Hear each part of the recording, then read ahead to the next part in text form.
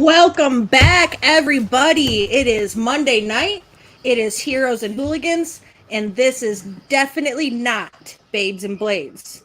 We are back for a brand new show, something completely different than I've ever done before because I'm a big ass chicken shit and scary shit really fucks me up, but we're going to try it. We're going to be playing a very dark themed Grim Hollow setting campaign with my lovely cast, one of which you will recognize as my former Clapper Claw. The other three, two of them you can't see their face, so they don't count, but the other one's a new face for you. Hi, guys. Welcome to the channel. Welcome to Heroes and Hooligans. Yo. Don't everybody speak at once. I know, you're all super excited. Well, I forgot to unmute after, because you know the videos. I'm just in awe at that opening, but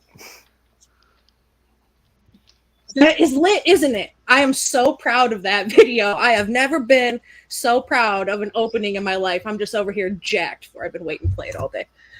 So it is Monday night. But in the world of Atharis, it is very, very early on a Saturday morning. So early that the sun hasn't even come up yet. But one thing you should know about Atharis. Only a few warriors remain, defenders of humanity against the horrors of the dark. Their numbers dwindle with every moon. You see, this world belongs to the darkness, and the darkness will not give up. You see the sun slowly start to peek through a few trees, shining just a little light down on the bog below your feet, Brill. And as you look around, you take in the silence, the eerie silence of the dead marshes, where you've never been before. But something about it makes you just uncomfortable in your soul. It's what you see in front of you, Brill. Tell us what we see when we're looking at you. so Brill is kind of tall. She's about 5'10", but she's very light on her feet. The first thing you would probably notice if you saw her face was that she has two different colored eyes. One is like a hazel and the other is a bright like leaf green. But she does try to keep most of her features hidden. She has like the hood of her cloak pulled up and her hair brushed over the side of her head as she's probably like creeping along, trying not to make any more noise than the silence that's already around.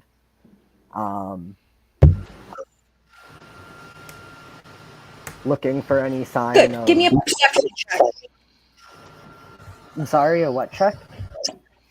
Perception, please. Sure. Ooh, that's a 4. All right. So you're just looking around and you're trying to take in any of your surroundings before you tell Harnock that it's safe to pass through. When you're looking around and you turn around, you don't see Harnock, who was just a second ago standing behind you. Harnock? She'll see if she can find any tracks or sign that he had been there. You see the muddy footprints right behind you where he was standing while you were went ahead to scout, but you don't see Harnock standing there. Okay, maybe he's playing a joke. She'll creep forward the direction that they were going, keeping a sign out for any danger or anything. As she kind of, again, is trying to creep through the brush, trying not to leave tracks herself as much as possible. Harnock, you see your friend Brill in front of you, turn to look at you and speak to you. And when you respond, Brill, I'm right here, they don't respond back. She turns around and she walks away like she's looking for something. What is Harnock doing while standing there? So if he notices that she's not noticing him, he's probably gonna reach out to try and like grab her.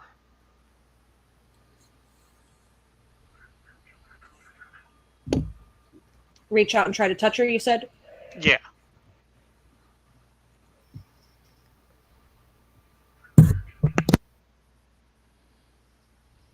Okay. Give me a perception check when you go to reach forward. Give me 1 second.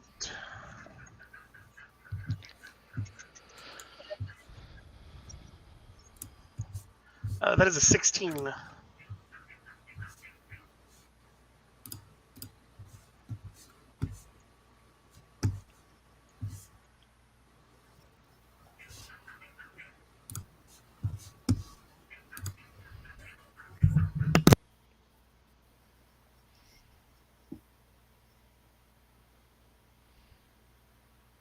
Did that come through?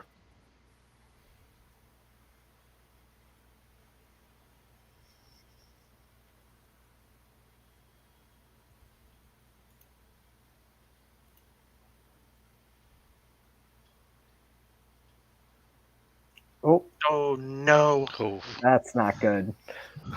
I have to use my perception check to find the DM. I thought I was lagging out. I was like, is it 16? And then like didn't say anything. I was like, am I not coming through?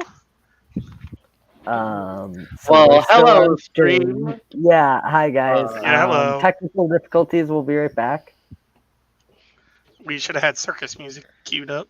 We got any questions? Hey! We can't hear you. Oh, jeez. Yeah. Oh, that's because I'm good at that. I'm good at talking when I'm muted. Your perception check, please, if you will. Tell me what you got. It was a 16.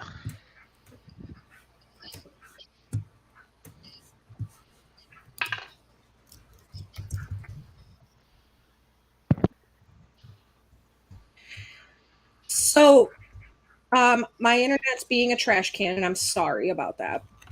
But what you see is as Brill turns to walk away and you reach out, you see this little floating light kind of pass in between you and Brill.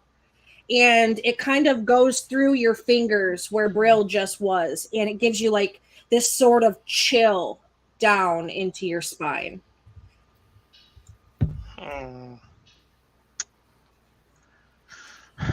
Unfortunately for Brill doesn't see these fancy little dancing lights around and continues kind of walking through the murky swamp to get to wherever you may possibly be. So I reached out for her and some lights came through and touched my hand, and you said I felt like numb?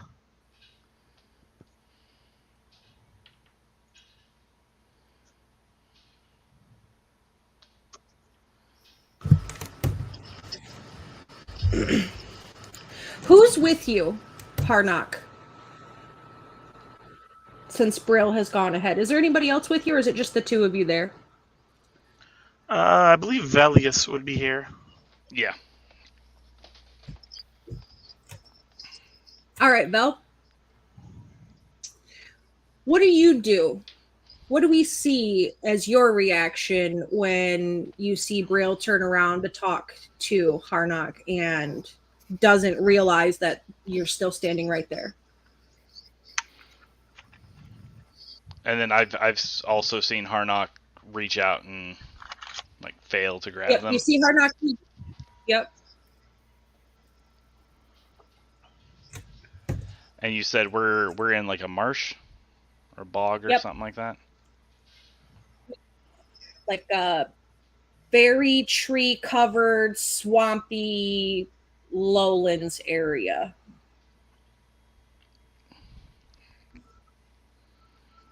All right. Brill's not moving away too quickly, right? You don't see Brill. Oh, they've already moved away. Yep. Right about the time you see Harnock reach out to touch Brill, Brill is gone.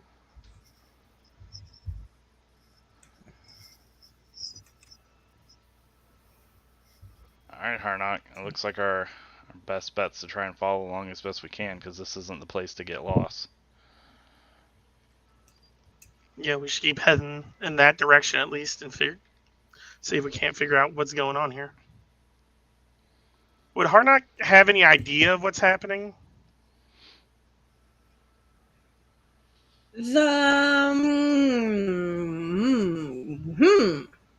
Give me an Arcana, and I'll answer that for you. Arcana. Oh, dope. So that would be a +4. Give me one. So I keep losing my D&D dice roller. Nerd. Ooh, that would be an 8.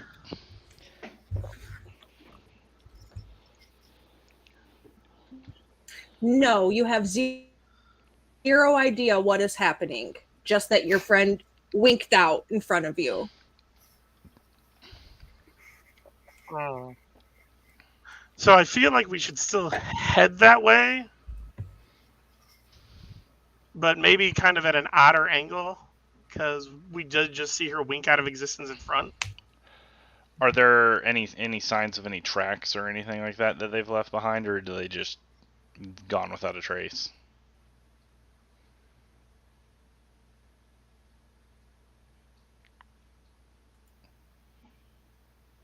When you look down, you see the 2 muddy footprints. Badoop. Dun, dun, dun, dun, dun, dun, dun, dun. At this time, we'll be taking all questions. We've reached the Q&A portion of the stream. I strongly never recommend anybody ever live in the mountains of Alabama because all you'll get is trash can Wi-Fi. Promise. That's Not only do you live in Alabama, you live in the mountains of Alabama. That screams banjo. I apologize to everybody only that ones lives of in the dueling Alabama. variety. Yeah, I'd be pretty nervous Yeah, if you got the so Bob Saget banjos out there. If you look down at your feet where Brill was standing, you see the 2 muddy footprints. Is it doing the thing again? Can you hear me or no? I can hear you. I was looking down at my feet.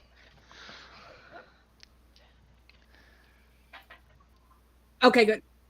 Okay, good. Yep. So when you look down, you see the 2 footprints in front of you where Brill was standing, but that's it. There's no tracks that go anywhere else. Oh.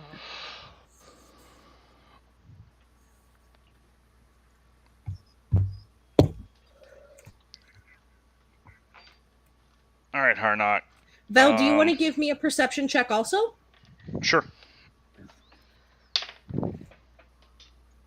19.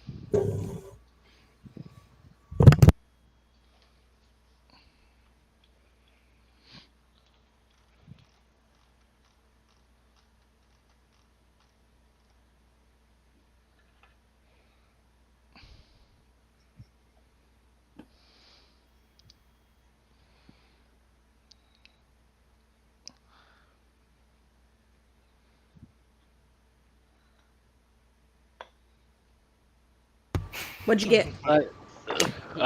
19. 19. Okay. So when you look forward in the direction where Brill was heading, you see some more of those lights. But in the tree line across this sort of murky, like low walkway, it's kind of like a path, right? That crosses like a kind of like slow moving river, but it's a very, very low kind of body of water. And there's like a rise that comes up out of the other side, kind of like a bank. And in the tree line on the other side of the bank, you see a pair of eyes staring back at you. Like humanoid eyes, or more like glowing beastly eyes, Yes. or anything? Humanoid, more humanoid.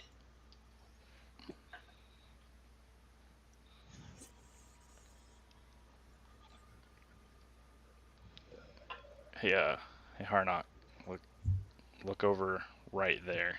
Don't try and be too obvious about it, but we are being watched.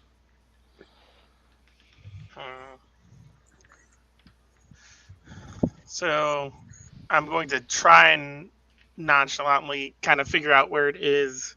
Do I see what he's talking about? You're in the forest. It's dense. You're a druid. You're very trained at looking for things in the forest. Your senses are already peaked and heightened, but you just don't quite find the eyes that he's talking about in the tree line. Okay.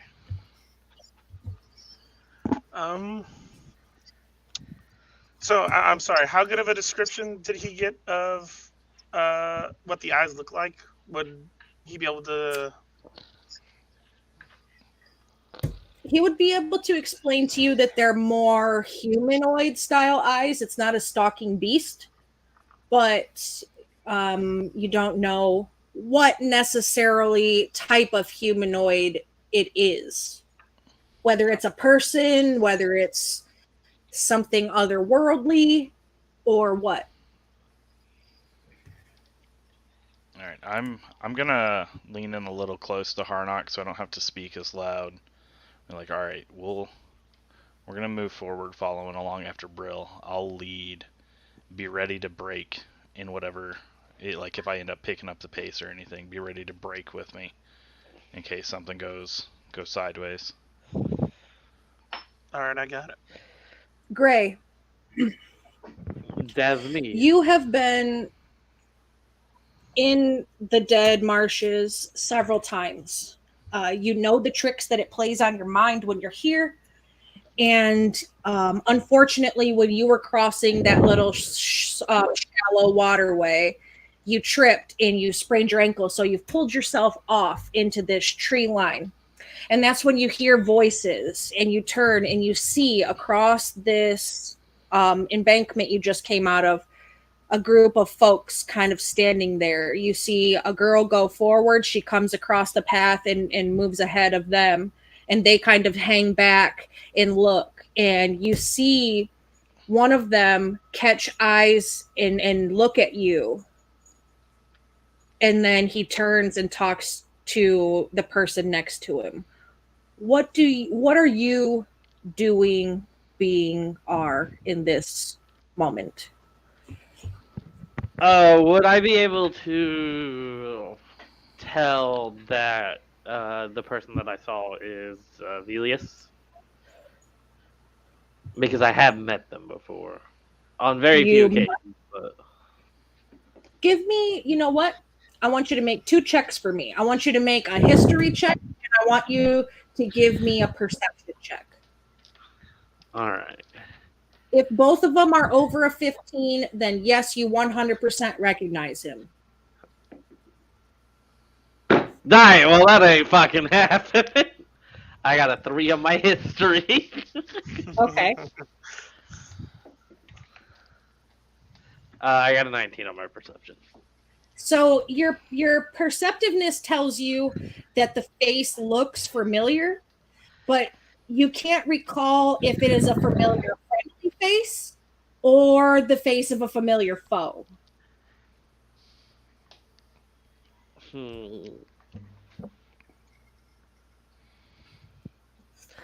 So I guess what I would do is I would try to move quietly, like while keeping a distance from them, trying to see if I can figure out recognize the face, whether it's a bad face or a good face. Try to get close enough without being noticed. Right about the time you turn to move and kind of put a little distance between you and the group, you hear a twig snap very close to you. And when you turn and look, Brill is passing right by your little hidey hole on the side of the road.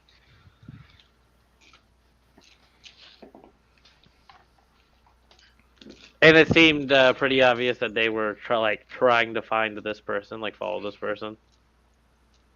Yes. You can see him pointing and kind of looking around and trying to figure it out. I would attempt to whistle at Brill. Okay. You can whistle. Talking was a free action.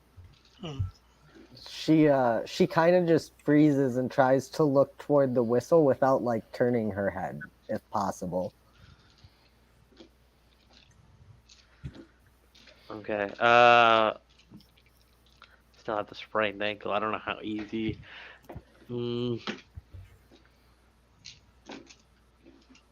I guess I would get up and try to move towards her and shout, "Hey!" Yes. What do you happen to be doing in the marshes here? This place can be dangerous. Me and my friends were looking for someone, but I seem to have lost them in the marshes. Your friends, what would they happen to look like? There seemed to be some people looking for you earlier. One of them has a lot of armor, carries a shield. The other one has a big staff. Why, have you seen them? I believe so. If you'd like to follow me, I can attempt to lead you to where I saw them at. After you? So at this point, I guess I would lead the way towards where we saw Velius and Harnock slightly earlier, where they were pointing, trying to figure out where Brill went.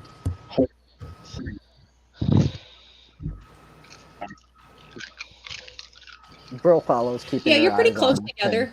Brill and you are just on the other side.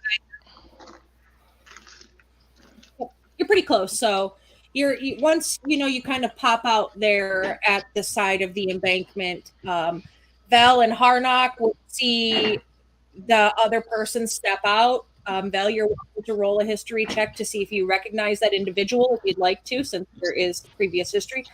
But you see, you're able to see directly across. Unfortunately, Brill, you don't see your friends where Gray is pointing to.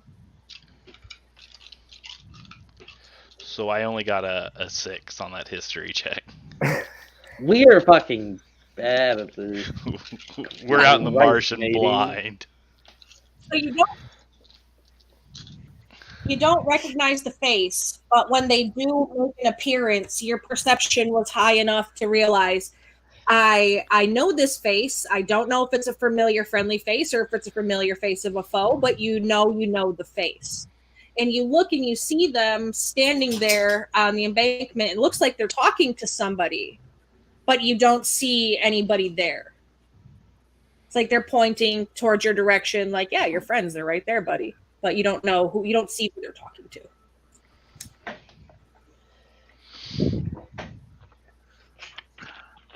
So you said me and Velius both saw this? Saw him come out of the brush? Okay.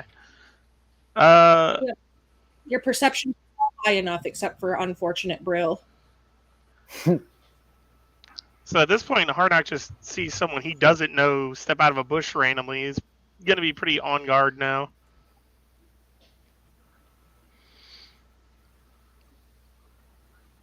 The person probably looks mad as a hatter standing there talking to somebody that you don't see. Yeah. I'm going to kind of like whisper to Velius and be like, is he crazy or... I wouldn't put it past somebody to be crazy out in these marshes, but I feel like I recognize him.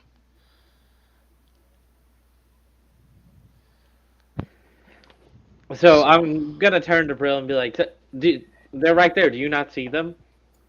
What kind of game are you playing? No one's there. I sigh and just be like, "Follow me," and begin to approach them. And as I'm approaching them, I have my hands up. She follows at a slightly larger distance. Hello. You guys are looking for your friend, are you not? That we would. Who are you They're talking behind to? me. I'm talking to your friends. You mean the one here with me, or the one that you somehow know is missing? They're also here with you. They're just not here with you. There's no one here. What are you talking about? You're blind. Yeah, Harnock's gonna be looking around, kind of confused, and now he's gonna be very wary of this person. At this point, being this close, would I be able to tell that it's a recognizable good face? Like, would I actually recognize the person? If your memory is good, if you get up there, maybe the two of you realize who you are. Maybe. I guess. I don't know. Regardless, my name is Gray Hal. I can see your friend, but for some reason, you guys can't see each other.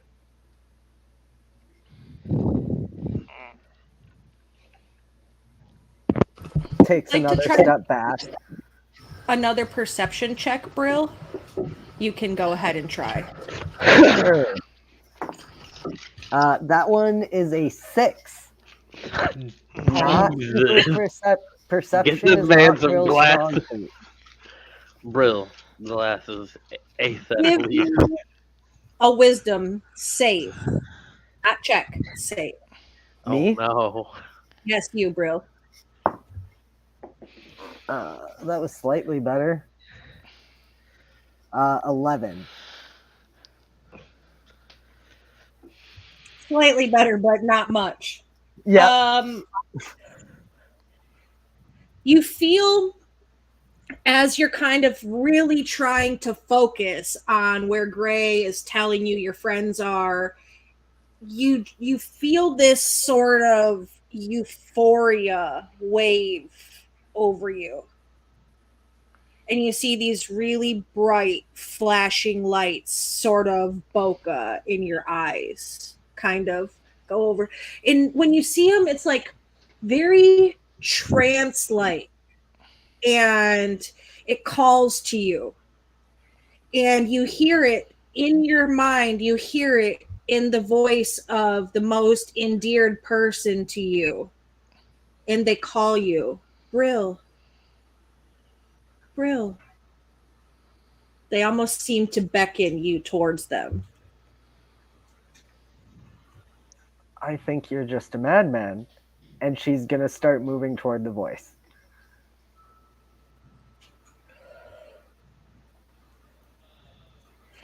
When Brill steps away and goes to follow this voice, the rest of you have major perceptions. You see the lights.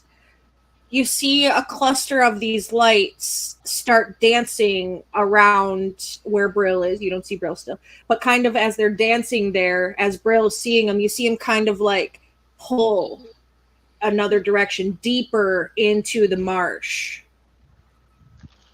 Gray, you see Brill follow the lights. Vel and Harnock, you don't see Brill. So, your friend thinks I'm crazy, which is fair, but she's following those lights, so, if you want to keep them alive, we should probably also follow these lights.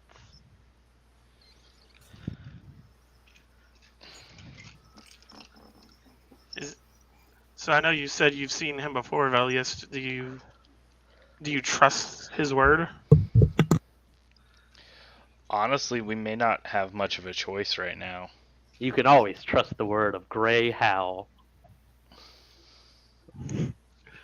Harnack's gonna kind of side eye him at that, and you might be right, Velius. We could follow just to be sure. And you can see them when we can't. But yeah, I can see your friend.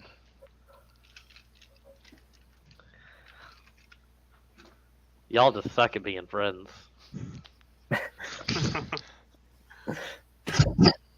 Gray, you've been in the Dead Marshes before. You've been here a few times. You know that when Brill starts heading deeper in and you look down at the water, you know that when the stones that are sticking up out of the water is the safest place for you to step to cross. So there's like not necessarily a path, but jutted up out of the water in the direction that the lights are heading are stones. So I noticed the lights following like a like basically Earth-made pathway. Like Not that keeping it's a Brill made from pathway. danger. It's not that it's a made pathway. It's that you're aware of the tricks of the forest, and you know your safest bet as an individual is to keep your feet out of the water as much as possible. So Right. the stepping stones, the stones are your safest bet of following the lights. They're not in a path. They're kind of jutted up. You'd have to jump, maybe dexterity your way through there a little bit, but if you're Right. able to stay on them, it is the safest way for you to keep your wits. I'm gonna make a suggestion to you guys. Stay out of the water. Follow my lead. As I guess I begin trying to follow Brill while following said stepping stones. And this is where I fail my acrobatics check. Sure. Jumping is not his strong suit. Yeah, so go ahead and you're needing 3 DC 12 acrobatics checks to stay above the water on the stones. You need 3, each of you, if you are going to follow Gray. 16? 15? All right, so you made it. All right. 15! We gotta beat it. There you go. 12 So you 3 have- times. I'm a jump king. So All right. You see Gray jump off onto these stones. And he looks like he's doing it rather gracefully, like he's done it before. So if you want to follow. Never done this a day in my life, boys. So I'll look at Harnock, and it's like you said, we may not have much of a choice, and I don't know how much further away Brill's getting. So let's go. Jumping towards the first rock for a total of 9. All right. So you jump out onto the rock and your foot gets on there and you think you're stable and you go to put your second foot down and the moss on the side you didn't realize was as slippery as it is and you slide down into the water, which you realize this water is much deeper than it appeared to be. It's a little bit above your knee height, and I would like you to make me a wisdom saving throw, please. Hey, 19. All right, so you feel this wave of euphoria sort of wash over you for a moment. And before it has a chance to set in, you feel it and you shiver. A shiver runs down your spine and you're able to shake it off. And in that moment, you realize that there is magic at work in this forest.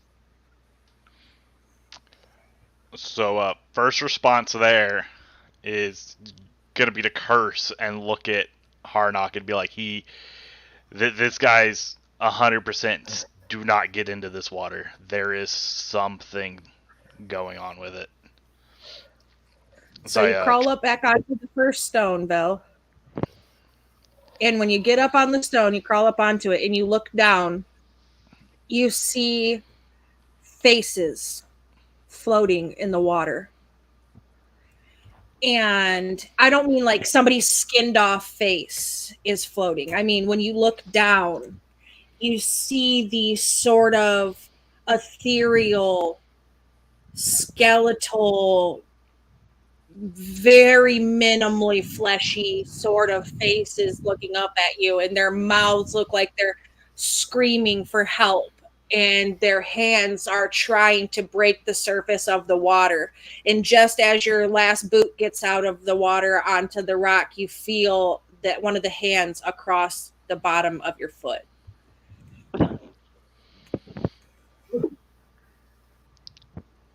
I did say not to touch the water.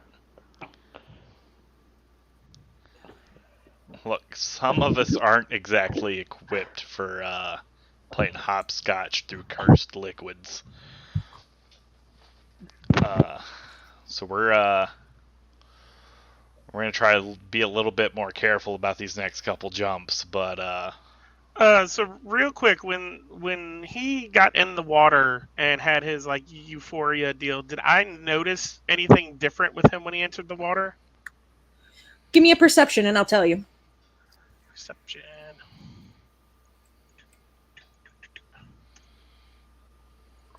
Uh, 10. No. All right. You see your friend slip, get pissed that they slipped, jump out of the water fast as fuck, boy, and turn and look at you and say, yeah, don't do that. stay out the water. That was not an experience I want to repeat, but let's go for jump number 2. We're improving. We're at an 11. You're at an 11. We gotta get these rolls up. Get them out now. Yeah, roll that shit out now before you get into combat. I mean, yeah. Now, these are probably my good rolls now, so. Yep. I have shit rolls as a player, but I'll crit the fuck out of you as a DM. Oh. So, all right, Vel. You go to jump to the second rock, and you're a little bit more sure about it this time than you were last. You had a terrible experience when you slipped off. You're like, I'm getting on this fucking rock, and you jump and you get on the rock, and just when you're getting your balance, part of the rock on the side chips away and you lose your footing and you're back in the water. Give me another wisdom save.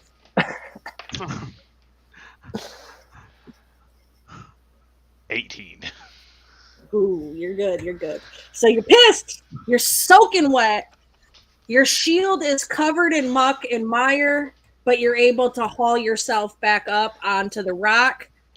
And your pack strap snags when you're coming out of the water. And it snags on like just a branch that's sort of stuck in the muck. And when you turn to pull the strap off, the face that you see reaching for you is the face of your most dear loved one. Oh, that's almost a horrifying sight. Oh. But you get up on the rock.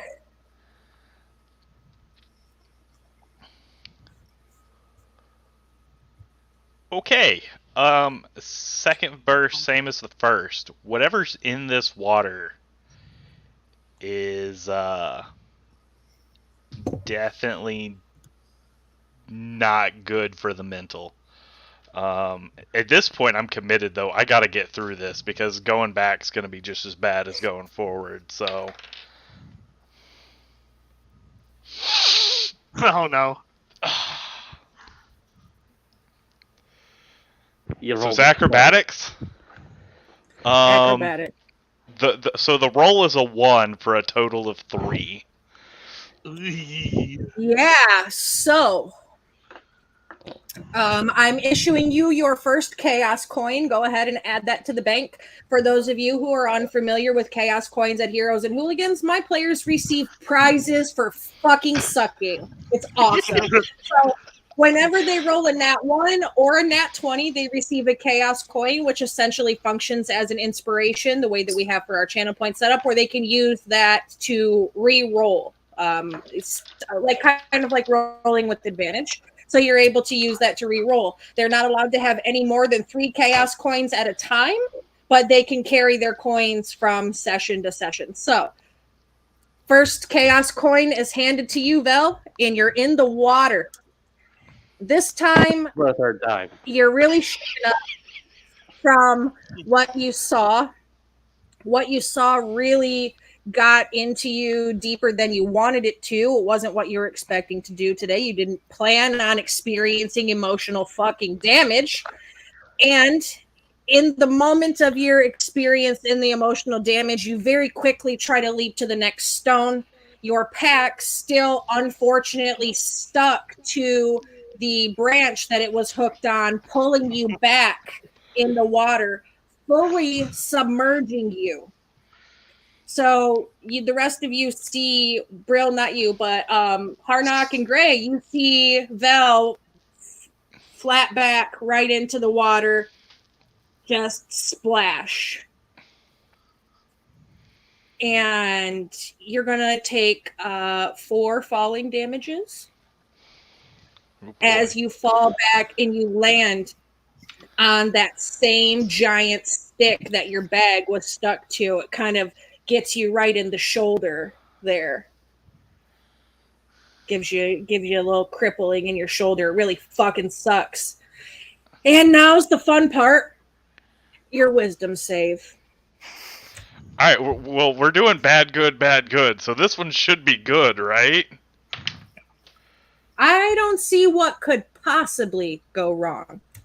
12. I finally made it up to 12.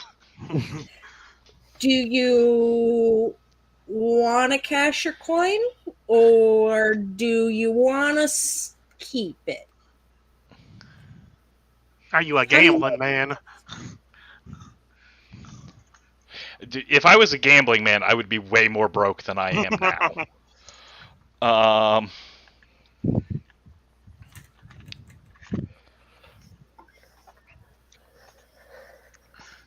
So we're gonna commit. All right. So you're in the water. And not only are you seeing the face of your dearest loved one, you're hearing now as you have this water like trying to crawl into you. You feel this water just pushing itself into you, into your eyes, into your ears, trying to push itself up your nose. Like it's choking you and sucking the life out of you as you've fallen in. And you hear this screaming of your dearest loved one as they're begging and pleading for your help. And you feel hands grasping and pulling at you. And I'll tell you what kind of damage you're getting after we find out how Harnock's doing. Harnock, what's up, buddy? What's up? So I just saw him fall flat back into the water. Yeah, you heard him cussing his ass off the first 2 stones. The third one, backwards belly flop, right on his ass into the water. Last thing that you see is like one hand slowly, sort of like almost cinematically sinking below the water. How far out is he from me in the water? Far enough that you cannot walk there in one turn. Okay. I'm going to...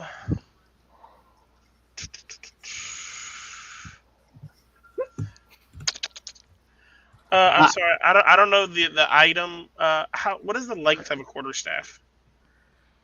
I think it's like 10 foot. So if I got as close as I could, would I be able to reach the quarterstaff out to him? You could certainly try, yes.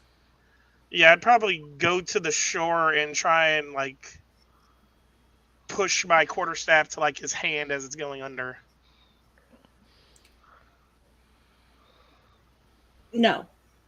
I would not be able to do it. Okay. So the way the path is, where you were standing originally, like the image I showed you, I just didn't put it back up after I crashed 83 times. There's the path where you were walking. That was a very clear path through the forest. The part where you had come across was like an embankment that kind of went down both ways, where the water kind of crossed very, very shallowly in that little kind of area. Once you get to the other side, it's like craggy and dense vegetation. And on your side, it's kind of very similar. It's like deeper. Like the embankment is the lowest point to be able to get across. It's about 30-foot span and is about 15 foot at its lowest point high on the sides as it goes. So you're like they're kind of down in this sort of where it kind of looks like kind of starting to valley a little bit. Okay. And he's 3 stones down. So he's at the 3rd stone from you. So probably about 45, 50 feet. Gotcha. So if I get to the very as he's going down, do I see the water acting weird, or is it just looks like splash going down? To you, it just looks like he busted his ass. Okay. I'm probably gonna call out to him and see if he's okay. Do you want to try and move towards him, or do you want to stay stationary while you're calling out?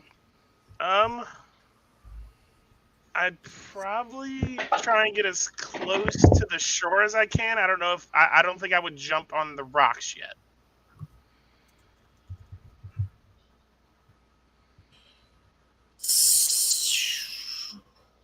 Okay. Give me a perception. You won't be able to reach him, but I will say you'd be able to look down from the side.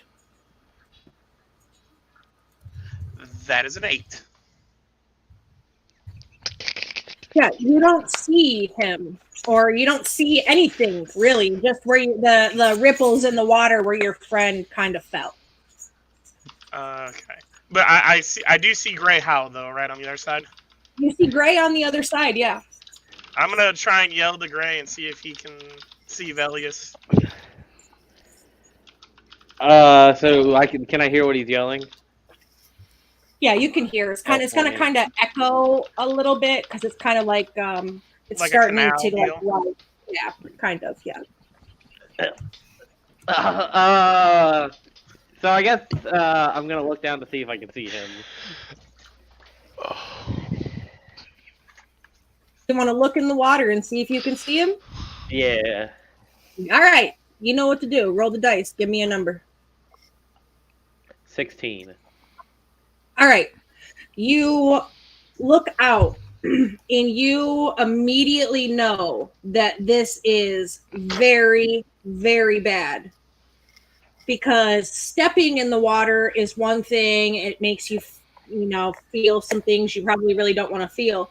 But going under can end in no possible good way for anybody involved. So you see where he went in, but you also see the movement of the faces in the direction towards where Vel fell. Brill, if you want to go ahead and try to make some rolls to see if you can be not entranced or visible, you can do it. Sure. Wisdom save for your trance and perception for your visibility. It's a natural 1 for 2 on the wisdom save, but a natural 20 on the perception. All right. So you are now able to be seen and to see your friends.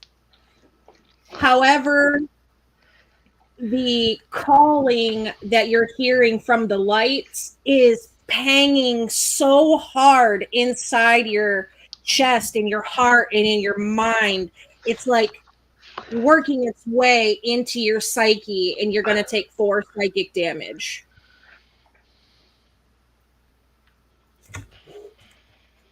But you can see Brill following. You guys can all see Brill now following lights, except for you, Vel.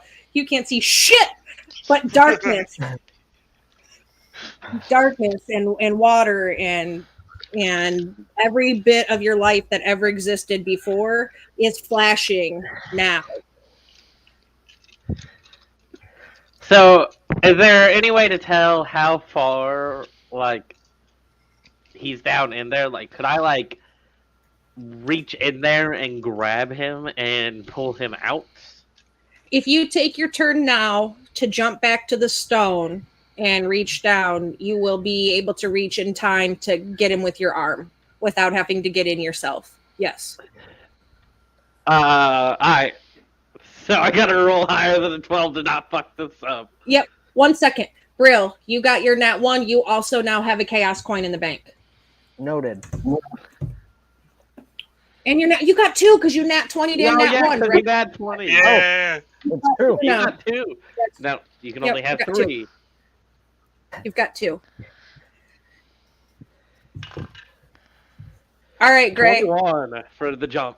All right. Perfect. So you jump over and you see, and when you look down, you see Vel like grasping for air under the water, and you immediately sets into your gut like you have to get this man out now or shit's gonna go extra bad. Vel, give me a Constitution saving throw, please. Constitution saving throw? Yes. 16. Oh, All right. There we go. So you're going to pass on your con. So you're still breathing right now. You're not breathing in water. You're still got enough oxygen. It's going to be, what's your strength modifier, Vel? Strength modifier is Yes. +3. +3. All right. So it's going to be a DC 16 strength saving, or an athletics, DC 16 athletics to pull Vel up out of the water. DC 16 athletics. Yeah, you can do athletics, straight strength. I think your athletics probably is higher. Yeah, my athletics is higher. And yeah, 14 plus 6, 20. All right. So you pull Vel out just in time. And the water starts kind of like falling away, like it kind of pulls itself out back down in. But you see when you look in Vel's eyes, they're like glassy and almost all white. The way that somebody with cataracts, how their eyes kind of look. You see Vel's just completely glazed over, not here at the moment, somewhere completely else. But you got him up and out. Now, for the feat of brilliance, the feat of brilliance here is going to be to get the both of you from one rock to the next. So I'm going to offer you 2 options, and then I'm going to ask you, how do you want to do this? The first option is you can wing it and go solo, jump, you make the save solo, go one at a time, or I will raise the DC of the jump, and you can, one of you can assist the other, and you can go together.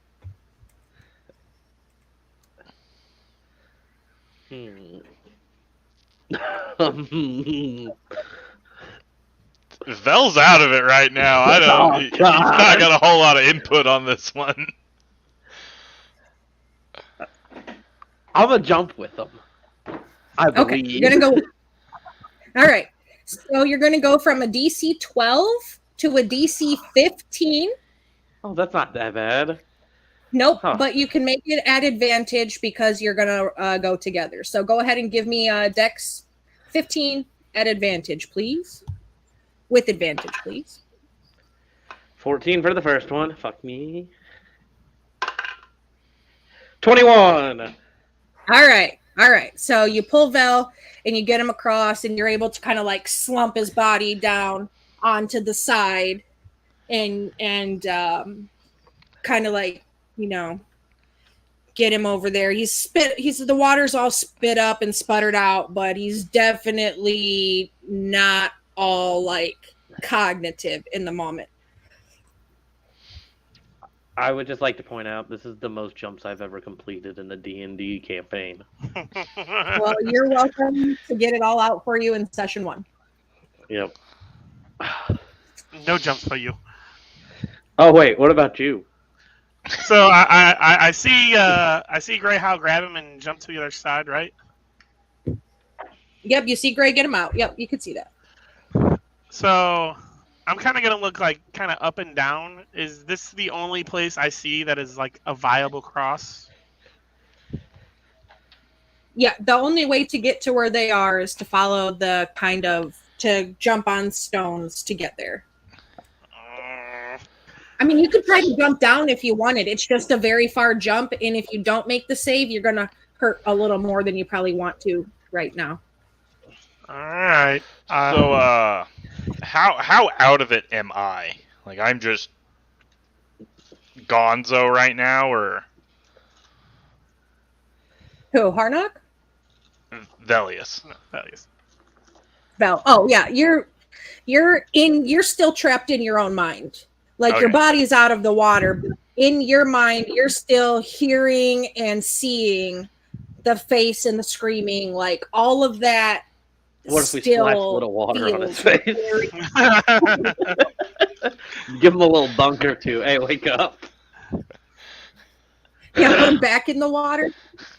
Waterboard him with the soul of the damned. Jesus, that's torture. So Thank you, Satan. if I saw Greyhound pull him out, I'd probably kind of yell over and, "Is he okay?" He'll be alright. Oh, okay. He's breathing. That does not inspire confidence, but I guess I'll Just hurry up. try and make my jump across the rocks. Yeah, don't touch the water. So before I make the jumps, though, I would have to jump all the way back across to assist you. And I do not. My luck's got to run out eventually. You're on your own. Don't fall in. I was wondering if I'm close enough and if it's shallow enough that I can try and steady myself off my jumps with my quarterstaff. You know, that is a very creative Pole means vault of yourself? Almost I pole vault will- yourself? I will allow you to essentially do such, pole vault yourself from stone to stone. You're going to do so, make your checks at advantage, but I would like from you a DC 13 instead of just a flat 12. Okay, so I need to beat a 13 at advantage. Yeah, 3 13 three So- times at advantage, yes. First roll is a 6, and then a 12. Are you adding your modifier to that? I have no acrobatics modifier. Your bully is not acrobatic. You gotta get yourself out the first time, alright? You gotta make it to the same spot. Don't make it be worse. Do you remember in session 0 when I told you guys I wasn't a combat DM, so you didn't have to worry about me killing your characters in combat? I told you a lot of my characters die. Well, It will happen in spite of you. failed to mention to you that I am a find other ways to fuck yourself DM. So here we go. Here's the other ways that you're finding to fuck yourself. Let's get them all out of the way in the first hour of the first session. We Harnock. can't even make it across a creek. My guy, my You friend, pole vaulted Wow, yourself. That was so smart.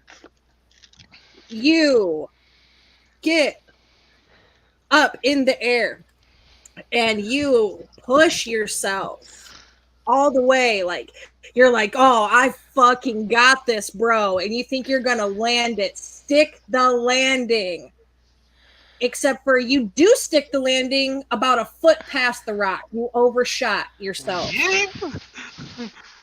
So go ahead and give me a wisdom save since you yeeted yourself over, Alright, give me one and second. we'll see how this part goes. This is my favorite part. Oh, that's dope. Okay. That's a 26. Oh, you're good. You're all right. You're Your boy all is right. very wise. You're doing- So you're definitely not trying out for the egg ball team anytime soon, but you are not letting the water or the forest or whatever it is into your mind. So when this water like tries to get you, it just doesn't. So you crawl out and you get up on the first stone and you shake the water off and you wipe the muck off and you look ahead and you see ahead of you the next stone. And the thought that crosses your mind when you see the next stone is, fuck, this is gonna suck. Go ahead and roll your next one. All right. Y'all are so bad at this. Oh, 18. Woo! Oh, bingo. So you learned your lesson the first time. You said, all right, I overshot a little too far, a little bit too much power. Let me slow it down. I'm gonna do it right. So you line your pole up, you get it just right. And you're looking and you're just like triangulating, you're holding your thumbs and your fingers in the perfect manner. And you pull yourself back and you let yourself go. You just push forward, you push your foot off the rock, and you make it land right on the second rock. And you just almost triumphantly pull your quarterstaff out of the water, like, yeah, baby, we did it. And then the reality sets in. You still got one more stone to get across. Harnock feels like he's got it now. He's got it under control. We are 4 And 4. that's right an now. 11. Harnock thinks a lot of things. Oh, did you mess up again? I got an 11. Oh, wait, no, that's with advantage. Sorry. I didn't roll the advantage. Oh, that's a 1. So So you I rolled an 11 and then that one. We're out here. so the 11. Yeah. All right, so you're like, yeah, I got this. I figured it out. Like, I got the perfect way to hold my staff. I figured out the perfect velocity I need, the trajectory, all of it. Like, gravity and physics are on my fucking side, dog. So you toss your staff in and you think you're going to shoot yourself. This time, you're so overconfident, you undershoot yourself about a foot. No. Give me your wisdom save as you fall on your ass. All right, wisdom. 24.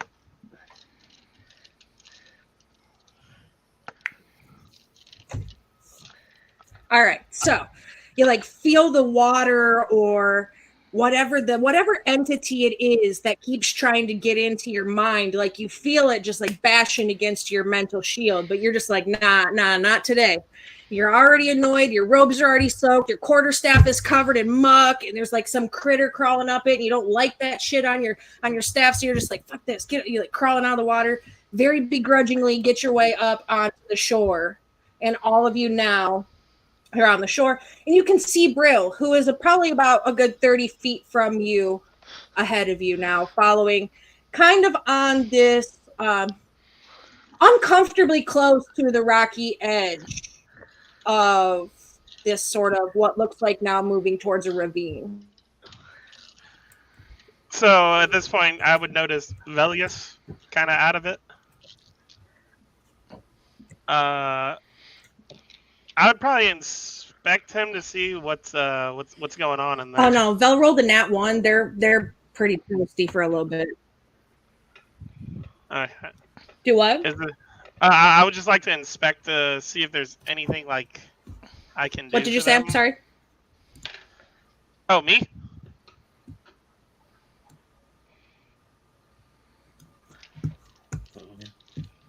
Like a medicine check? Yeah. Like you want to look Vel over? You can give me a medicine check. All right. Cool. That's 14.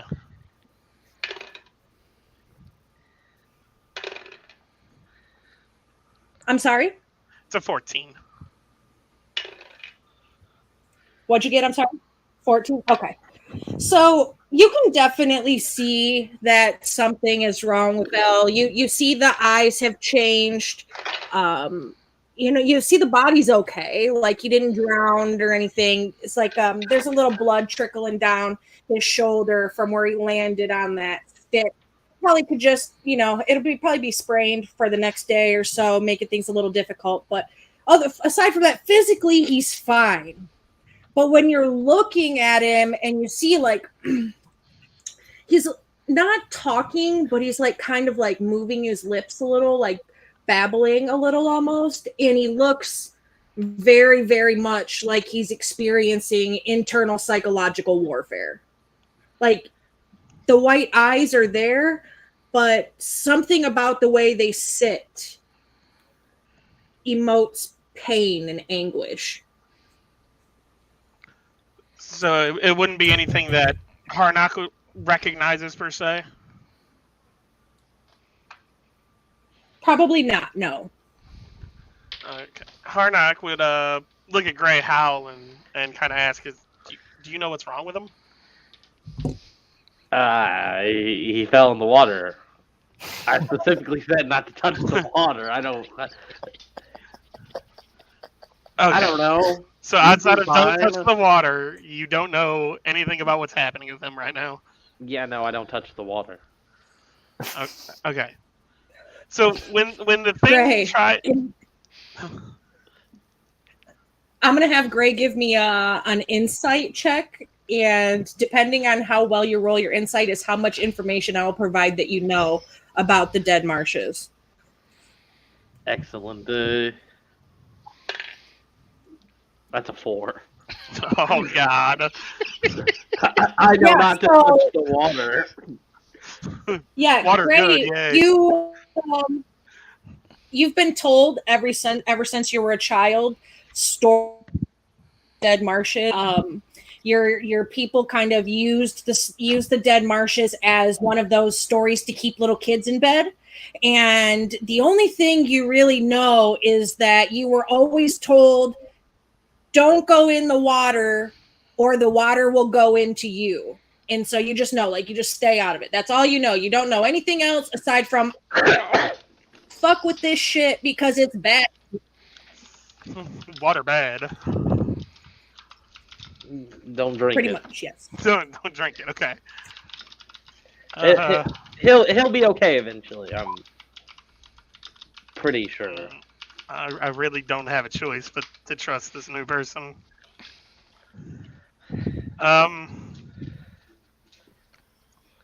So do I see Brill? Yeah, at this point, I guess I would. Oh. You can see Brill. They're just following these lights. You got 2 nat 1s on wisdom saves from your friends. They're kind of a little bit out right now. I kind of need this man in it though. I scoop up Velius and start following Brill. Harnack's gonna kind of like Val will follow you. He's just not there mentally. I'm just he'll drunk. follow. Like he's cognitive, but not. Yeah, it's essentially you have a giant drunk toddler that you're pulling around because. I mean, if you say, "Come on, Val, let's go," he's gonna follow you. He's just experiencing internal warfare in his own mind, and it's just kind of made him like mentally unavailable. Unresponsive. What are you seeing, Val? I want to know what you're seeing. What is the war that's waging in your head right now? Like, who is it? What is happening around you in the moment that they're panicking and crying? I want to know who it is. Tell us. So if it's the person that's most important to him, right? Where are my notes? So the person most important to him would be your dearest loved one. Yeah, would be Ashirith, which is the it was a Solima Templar that when his village was taken out by one of the etheric aberrations, she's the Templar that destroyed it. losing a leg in the process and ends up taking Vel in as a protege because most of the village is wiped out and none of them want to like take care of him. And then she later, before retiring due to her injuries, ends up on a commission again to take out another aberration where she loses an arm and one of her eyes. So when you said it's the face of a loved one, it's not a pretty one at this point. But yeah, it like if it's something that he's seeing about her that's horrifying, it'd probably be like That seeing was her. never pretty. Huh?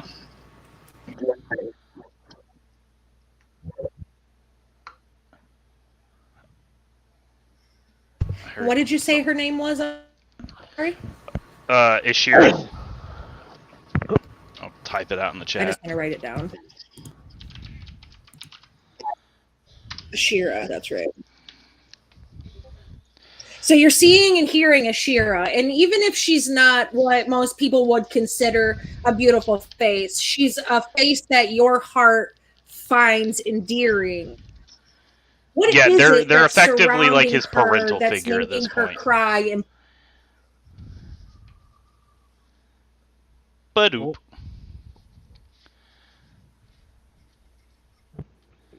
Bye-bye. And we're off. Doo-doo. Doo-doo. Y'all need to learn to jump. Yeah, can we get these rolls under control? Oh, there's two now. It's duplicating. Excellent. Oh, There we we're back go. on. that's so wild. You know what is causing me mental turmoil right now? This internet. This internet is mental turmoil for me.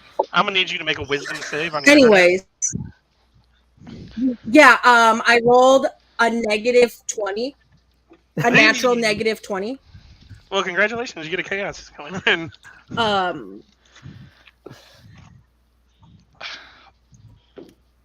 What is? Why is this like this? Dumb. Anyway, so you're seeing Ashira, and something terrible is happening to Ashira in your mind, and that's like what you're seeing. It's like a 30-second clip playing on repeat. What is the to her in your mind that is so terrible that it's causing you psychological damage while you're experiencing it? I missed half of what you said there. It cut out like in the middle of the sentence. Oh no. And we'll begin taking questions again at this time. I think the question is, why do you guys suck at everything you do? Whoa! Hey! In comparison to normal, my rolls have been pretty good tonight. I've got an hour. Oh, go ahead. I was just going to say, I want you guys to know, I literally do not have a stat above 14 or below 10. I am the most average statted character I've ever seen. That is actually kind of amazing. I have an outrageous amount of wisdom, and I almost failed that wisdom check. Welcome back. Oh, I mean, she's here. she's here. That's what counts. That's what's important. We're going the no webcam route to see if it helps. It's not Yeah. the end goal. It's the friends you made along the way. I've made the I'm jump gonna 5 times at this point. I'm cracked. I'm a jumping fiend. I'm not Gabo, baby. I'm gonna see if cutting my camera off does me any fucking justice here. All right, so for the 33rd time in a row, since I'm trying to figure this out, what in the fuck is happening to Ashira in your mind right now? Like, what is it that is taking her? Like, something is taking her life. Like, it is the moment she's dying. What is it? Is she being attacked by bandits? Is she on fire? Like, what is it that you're seeing? It's like a 30-second clip that's playing on repeat. What is this clip in your mind that's causing you this damage? It would be seeing her fall to the aberrations. Describe it.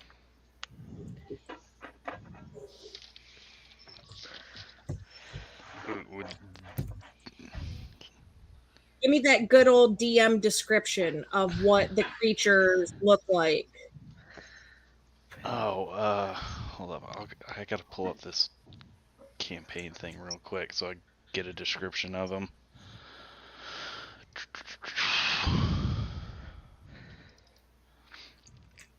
While you do that, Brill, give me another wisdom save. Sure. So, question: do I declare the chaos coin now or after I roll? Either or. You can just say, I'm not chancing this, I'm going to use one now, or you can roll it, say, oh, this sucks, and then cash it in. Here's the problem. That is the best wisdom save I've had, but I don't know if I need to cash it in, but I think we're going to stick with the 13 because it's the best I've had thus far. I'm going to recommend that you go ahead and cash in one of your coins, but I'm not trying to tell you to spend your money.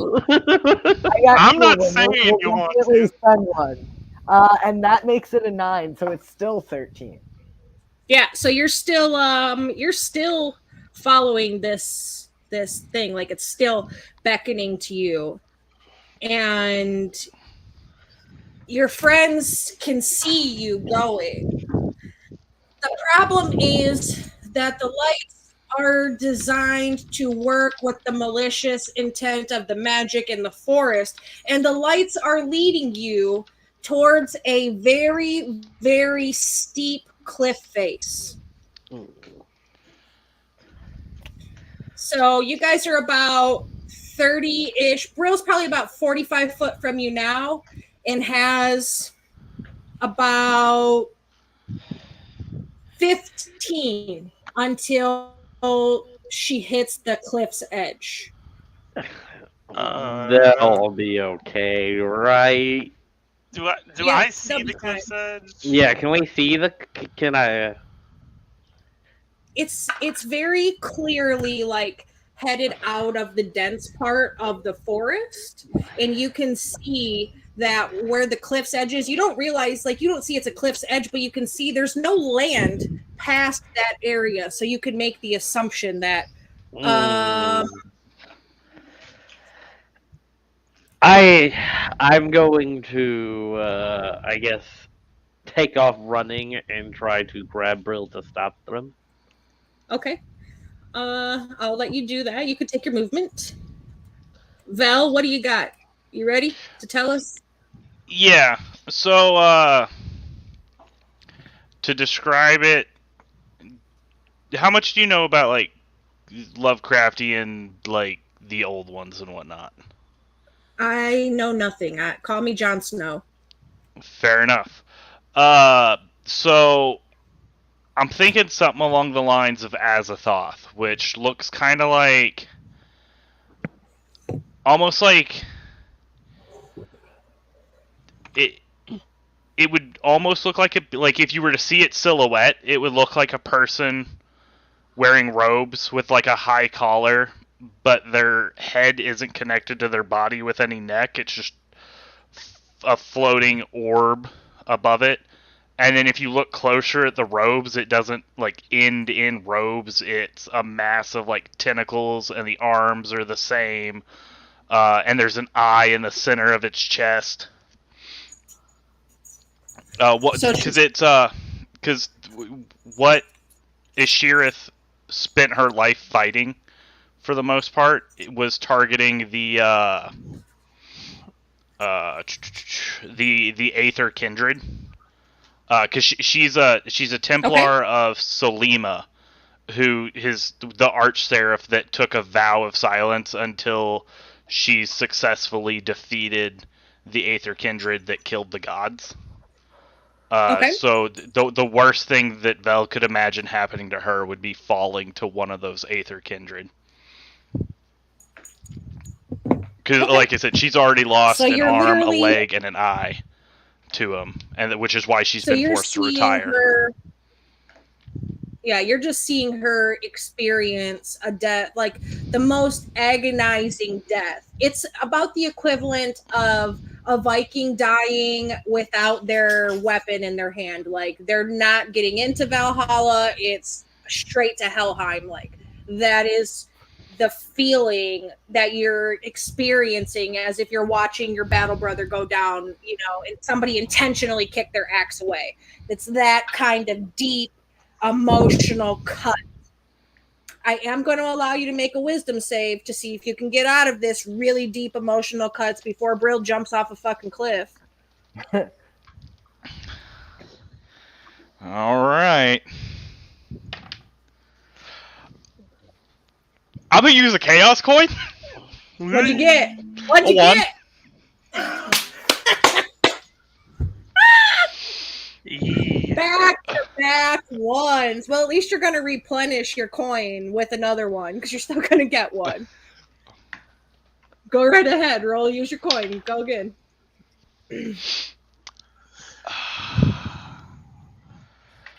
That's probably not enough, because that's a 12.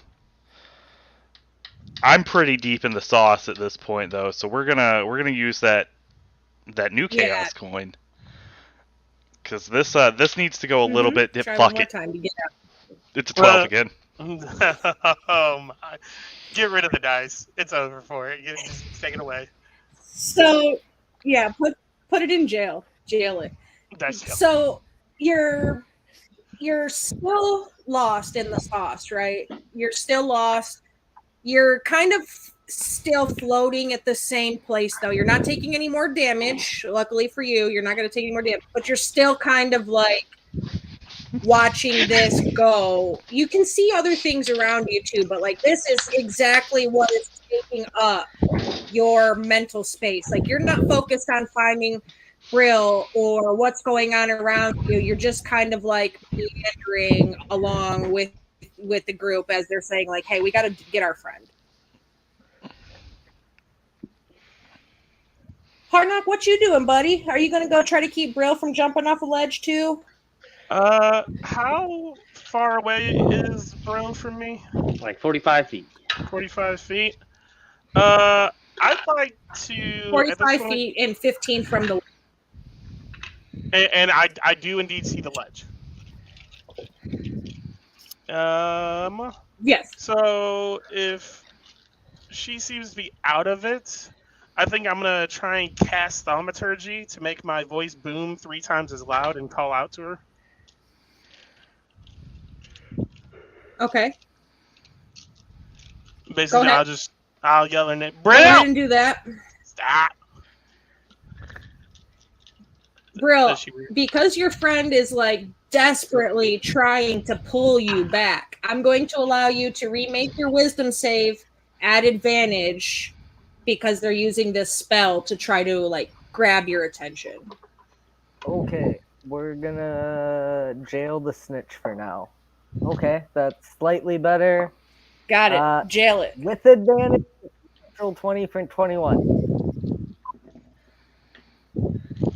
21. Okay, so you're good. So you kind of like, you hear Harnock, just like this booming voice of Harnock comes across that sort of like ethereal calling that you were experiencing, almost as if you heard like the voice of a god or of somebody like coming down on you. Like you hear Harnock and it just like, it's loud enough and it rings enough in you that it kind of like snaps you back to reality, and you see the lights still, but you realize that the lights are leading you to the cliff's edge, and you don't hear the noise, like the calling, the hearkening to you anymore. You hear more like malicious style laughter.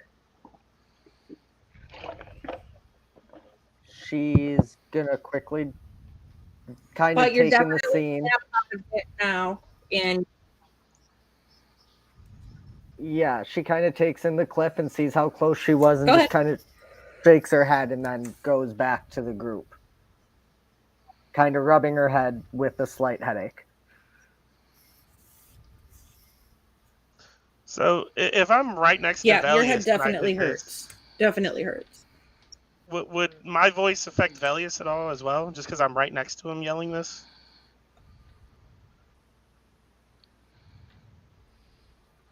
If he didn't nat 1 2 times in a row, most likely, yeah, it probably would have. You failed too hard. All right, well, we got the danger one back. Yeah. Now we just You have do. to jump back across.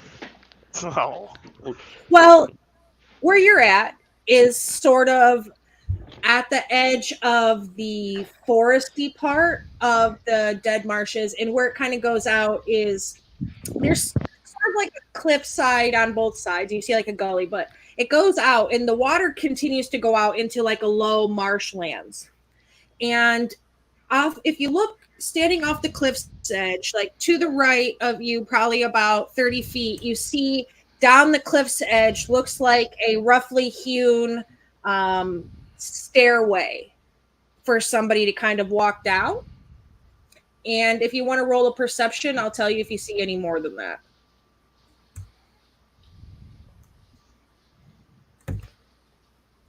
so I'm good to roll the perception. I don't care who rolls it, whoever wants to. I'll roll. That's a nat 1. I don't know where we are anymore. I forgot my name. All right. Oh, Well, I got a you got a coin. Add your coin to the bank. 1 chaos coin for you. But you do see the stairs. You could point the stairs out to your friends. You are capable of that. You just don't see where the stairs lead to. It's kind of like foggy down there. You know, they kind of lead down into the marshy parts. All right, I'll make the stairs known to Brill and Greyhound. Looks like that might be our best option to follow.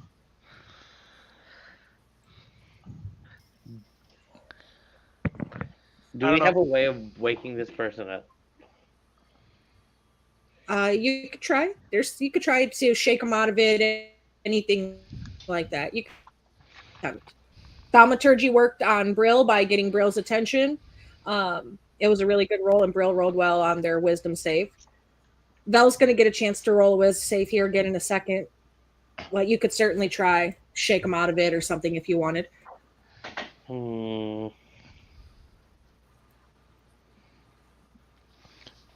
Yes, I need. He said he spoke words. He disappeared off my screen. He's probably coming to your room. What do you want? Oh, Yeah. He's in the dice box. He's put in a dice jail. I don't have any specific way of really waking him up. If we want to head down, you could like try to physically shake him. You're fairly. I'm gonna shake him. I'm gonna shake him like if you wanted to, or you want to just lead him downstairs. Yeah, if you want to shake him. Yeah. What you're gonna do is the way we're gonna make this work. You're gonna roll an athletics, and we're gonna contest it against a wisdom at advantage.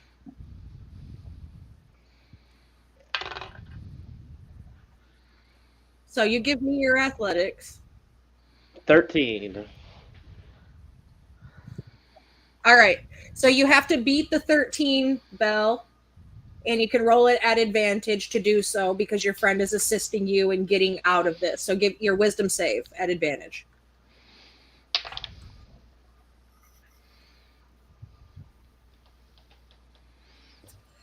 That is. All I can hear in my head right now is that TikTok sound. Please don't be ugly. Please don't be ugly. Please don't be ugly.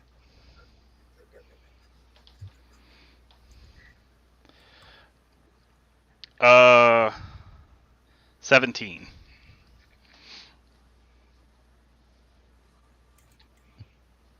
All right.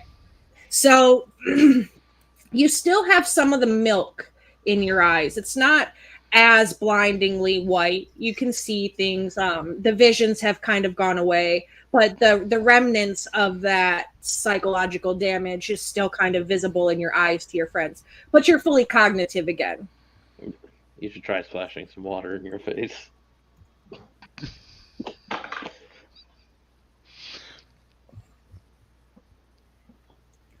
No. I think I'm Maybe done from with your water for a little canteen, while. though, and not the ravine. I would like to drink from the room. So, like, the best visual I can you, the best visual I can give you about like kind of what you're looking at now, if you're like towards the stairs and you're looking out over the cliff's edge, is when like Frodo and those guys are looking out also over the dead marshes, and you can see like that whole open marshland, and it just looks like it's like a huge expanse of marshland, and it's just got a low hanging fog over it.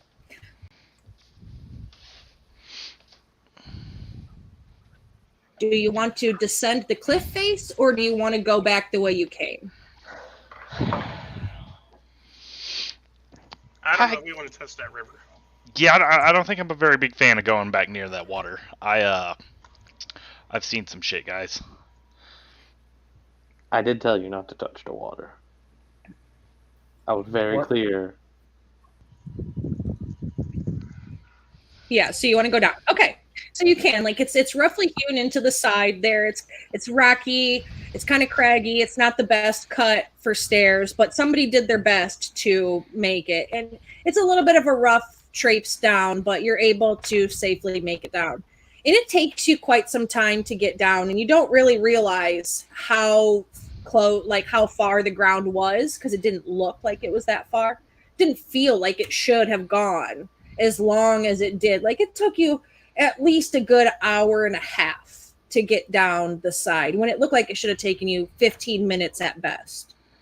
And finally, when you get down, you know, it comes down into this sort of soggy, marshy, boggy lands.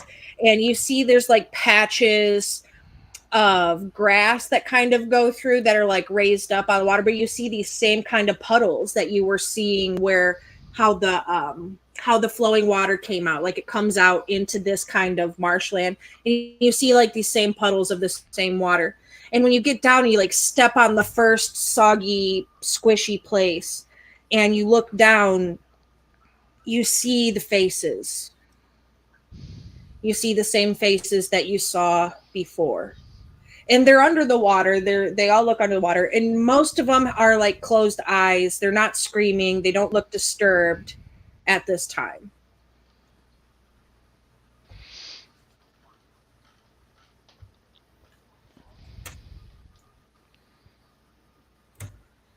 It's not stones or anything, and you don't have to make like calculated jumps to get anywhere. You can see where there's raised up, you know, where it's not pools and puddles and stuff.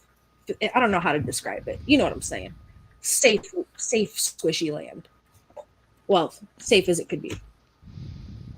Land that we're not touching the water.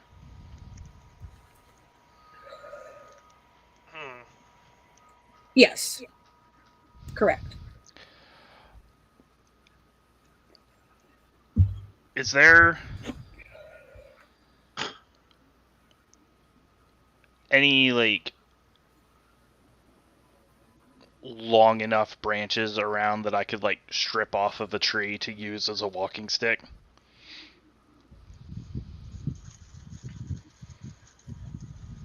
Well, if you would have thought of that before descending the cliffside, yes, there would have been. But where you're at now, there's not. It's not trees. It's more like marshlands. There's like tall, pompous grasses and cattails and that kind of thing, rather than actual fell trees. You live in the Great Plains. Imagine somebody flooded a field in Kansas and there was some spots that were dry to walk on. That's what you're looking at. Yeah.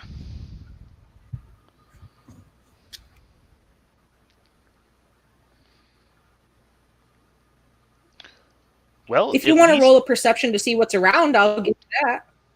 Okay.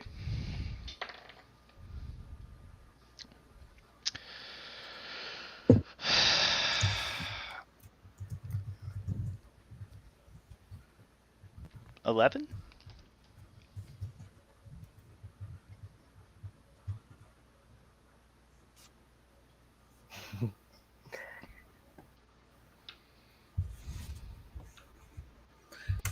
The only thing that you see really is through the mist in the distance. You can see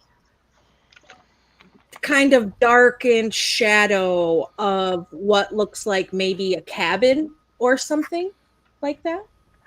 A little shack. But no trees.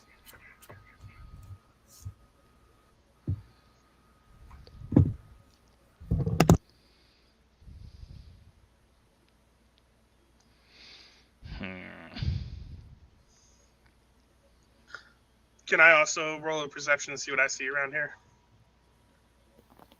Or do I just see the cabin? Yeah, anybody who wants to perceive the environment, go for it. Yeah, we probably shouldn't trust me as What's the your guide background? right now because I'm still a little glassy eyed. I got a 16 on my perception. Yeah, so you can see it a little clearer. You can see kind of break through the fog near there where like it looks like there's a path that kind of heads in that direction. Maybe the person who cut the stairs into the cliff face has a sort of path from the cabin or shack, little ramshackle building to where, you know, you're kind of standing. But you don't see, there's no trees or anything. It's a very, very open, vast, misty kind of area. So I kind of But you point can out. definitely tell that there is something out there that correct.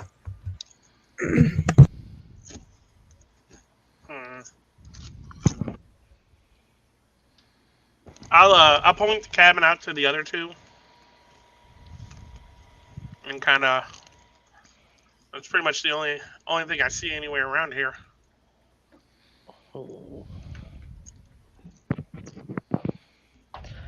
Would we like to venture off towards the cabin?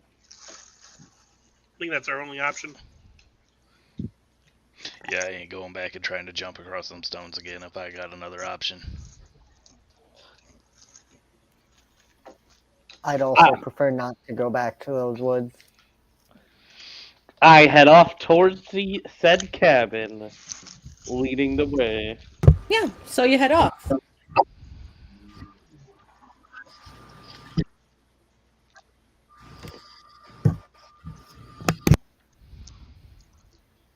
You totally can. You can pay attention to where you're walking. It's much more open and visible here than it kind of was in the woods. You can see where it's safe to walk. You don't have to jump from rock to follow anything like that. And it feels like it didn't look like it was that far away. Like it felt like maybe it should have taken you 15, 20 minutes to walk to. But after about an hour of walking, it only feels just a little bit closer than it did when you set off in that direction. It is definitely getting closer. It just feels like time is not moving the way that you expected it to move. And so you're going and it's like an hour's passed. You're closer, but not as close as you should be. 2 hours passes. You're about halfway there. 3 hours passes, about 3/4 of the way there. Nobody wants to stop in the dead marshes because the water is just not it. So you just keep going. And after about 4 hours, you get to the edge of this little clearing that doesn't have any water or anything. And it's just got this little ramshackle hut in the middle with some smoke sort of rising out of it and mixing its way into the mist around. Do I see anything odd with the hut? Like the details? A little like, goat surrounding tied up. Anything odd?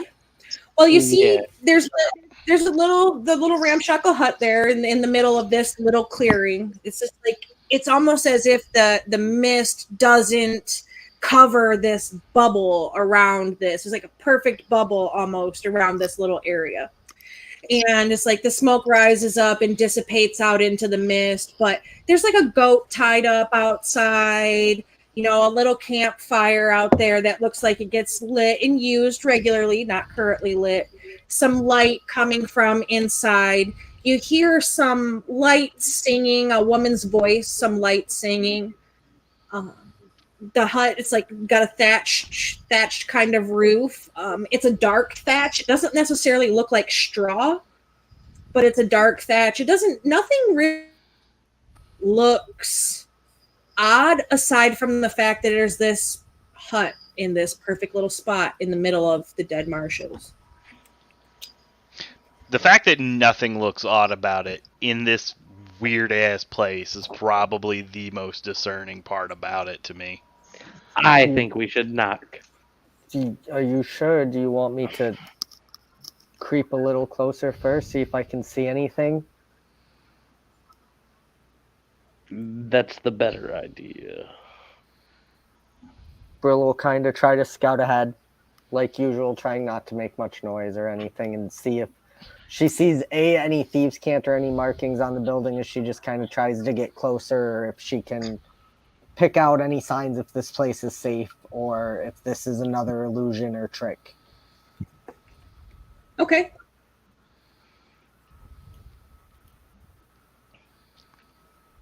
Okay. So you get closer. Go ahead and give me, how about we do investigation this time? Give me some investigation, roguey rogue. 12.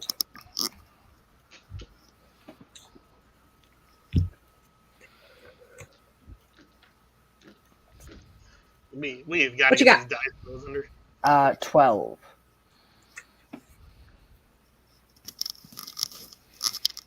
This is gonna be a long campaign. 12, okay. And I want one more check from you. Sure. Let me ask you one more question. Are you sneaking? Yes. I'm definitely trying not to make any sounds or be noticed, All right, especially then by give me a whoever's stealth. inside. Sure. And that's the nat 20. Okay. Plus 6. Go ahead. Thank you. Another coin there. And you're nat 20. So you're silent. You are silent. You move almost as the mist itself as you creep up towards this hut. And when you get closer, you realize the door is ajar. Like it's open some. And you hear a woman singing. The song that you'll hear her singing. There were two sisters, they went playing to see their father's ship come sailing. And when they came unto the sea brim, the elder did push the younger in. Sometimes she sank, sometimes she swam, till her corpse came to the miller's dam. But what did he do with her breastbone? He made a viol to play on. What did he do with her fingers so small? He made pegs for his viol to withal. And what did he do with her nose ridge? Unto his viol he made a bridge. And what did he do with her veins so blue? He made strings that his viol thereto. What did he do with her eyes so bright? On his viol he sat at first light. What did he do with her tongue so rough? 'Twas the new till and it spoke enough. Then bespake the treble string, O yonder is my father the king. Then bespoke the second string, O yonder sits my mother the queen. Then bespoke the strings all three, Yonder is my sister that drowned me. We're gonna back up and go back to the group. I don't know if this place is safe. Are you saying a hut in the middle of a swamp is not safe? The hut in the middle of the swamp that does not look odd. A hut in the middle of a swamp where the water screams at me in my brain. I don't know what you guys are up. As you reach your group, Brill, as your last foot falls to your group, you hear in your head, Where are you going, precious?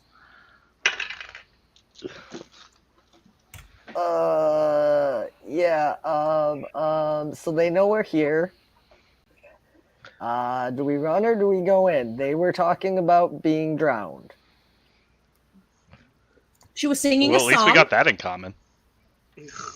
I'm sorry, she was singing a song about a girl who was drowned by her sister, and the song was being sung as the person who was drowned. It was very disorienting, and they just talked to me in my head, so they definitely know we're here.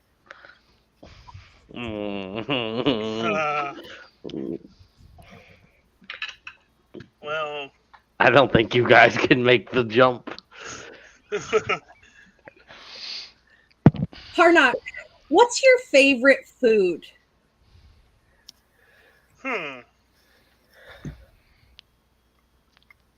think for high, I'm gonna say an apple.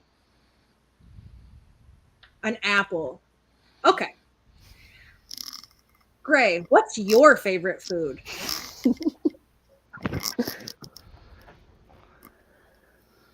Veal. Veal. Oh, apple and veal. Perfect. Brill, what about you? What is your favorite food to consume?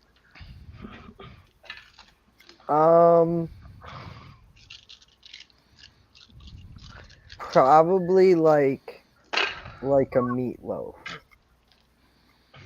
Meatloaf. All right. And Vel, what about you? What's your favorite food to eat? Probably one without emotional damage, but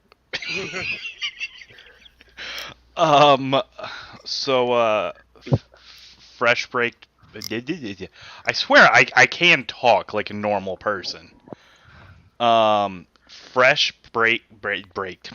No, you can't. No, I can't. You are not wanting in bread? real life. Fresh baked bread with jam. What kind of jam? Strawberry. fresh baked bread. Perfect. So Brill tells you, Brill hears the woman in her head, "Where are you going, precious?" And just Brill says, "They know we're here." The door swings open, and you see inside the hut a table spread. Fresh baked bread, a bag of gala apples, even some pink ladies in there, some bright green ones, just an assortment of the most delicious apples. A giant veal meatloaf, some roasted vegetables, and the smell wafts out to all of you, hitting all of you. And it feels so fucking enticing.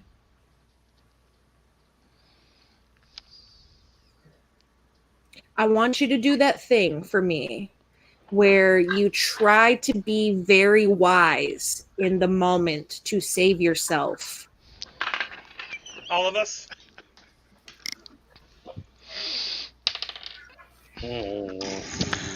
Well, I'll start it off, and we'll start it off strong. I hear I some got a giggling. 6. So Bush, you get a 6. I got a 6. A 6. Oh, you're going for it. You're hungry. You said that's fucking food. I'm eating it. You're running. Harnock got a 10. What the rest of you Supposed to did? be the wise one.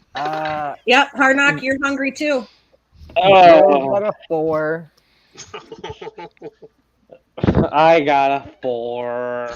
Yep, Brill, you're hungry. Great.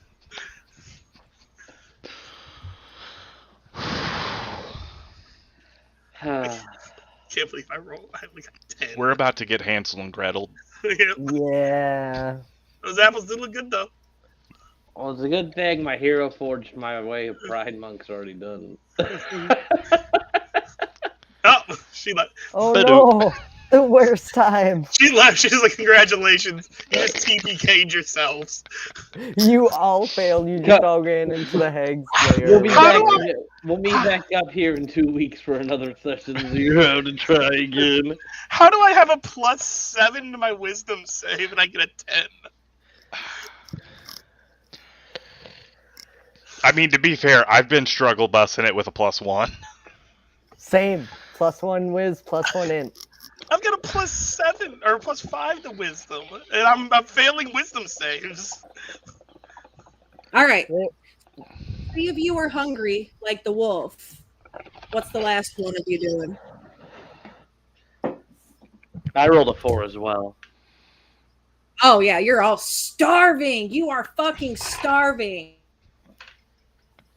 Food. We just went through some bullshit. Like, that was a long walk. I'm ready. And you bolt, all of you. You're bolting in. And when the last one of you steps across the threshold, the door gently closes behind you. Well, at least Nothing gently. inside looks creepy. There's a nice table spread out. There's a little fireplace in there. There's a little bed in the corner. It looks like only one person lives here.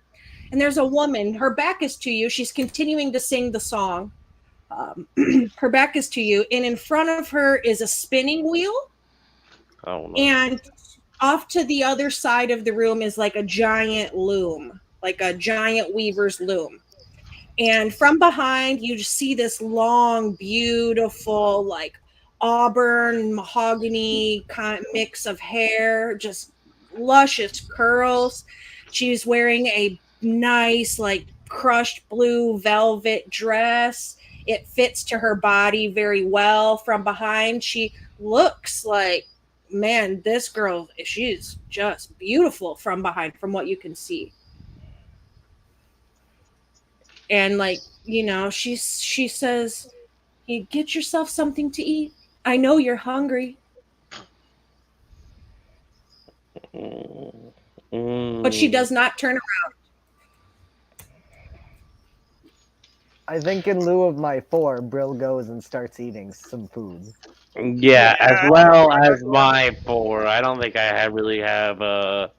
I mean, Bell wasn't in his right mind to begin with at this point, so. Nope. The You're definitely bread still is in life. love.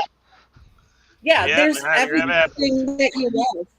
Everything that you love is there on the table. There's something that each of you really enjoys there.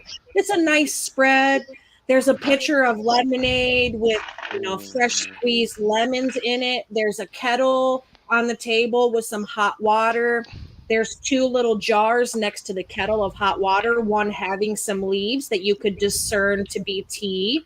The other one having some little brown beans inside of it that look like they could be mixed with hot water to make some sort of hot drink as well. There's desserts laid out. Like it is a table spread to be held.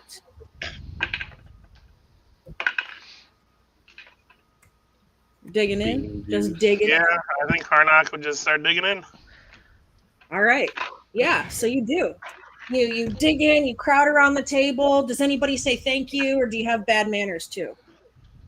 Harnock would say thank you. I rolled a 4. I am way too focused on just Yeah. in the zone.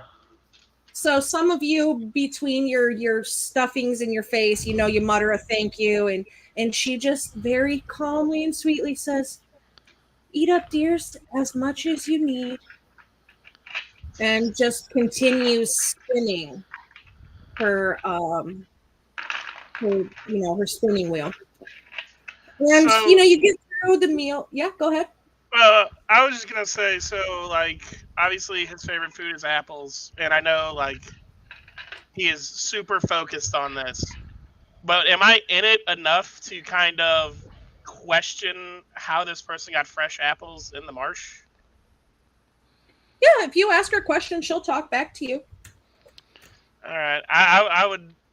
I'm just saying, would just because I know you said Harnock is super focused on the food, would he be in his mind enough to be like, hey, this is kind of odd, I should question it?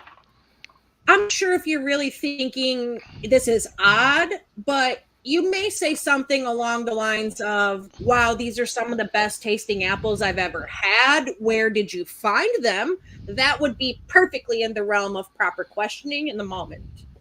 Yeah, I think he would probably do that. He just Harnock being big into nature, he'd want to know where these came from. I grew them in my garden out back.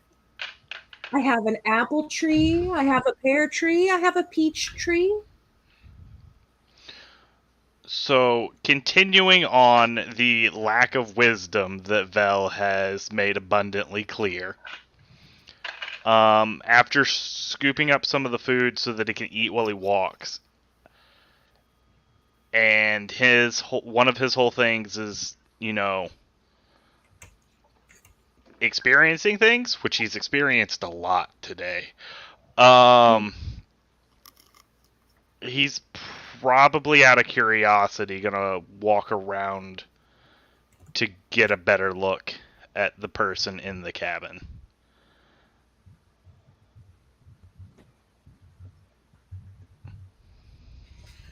So, yeah, you're all eating.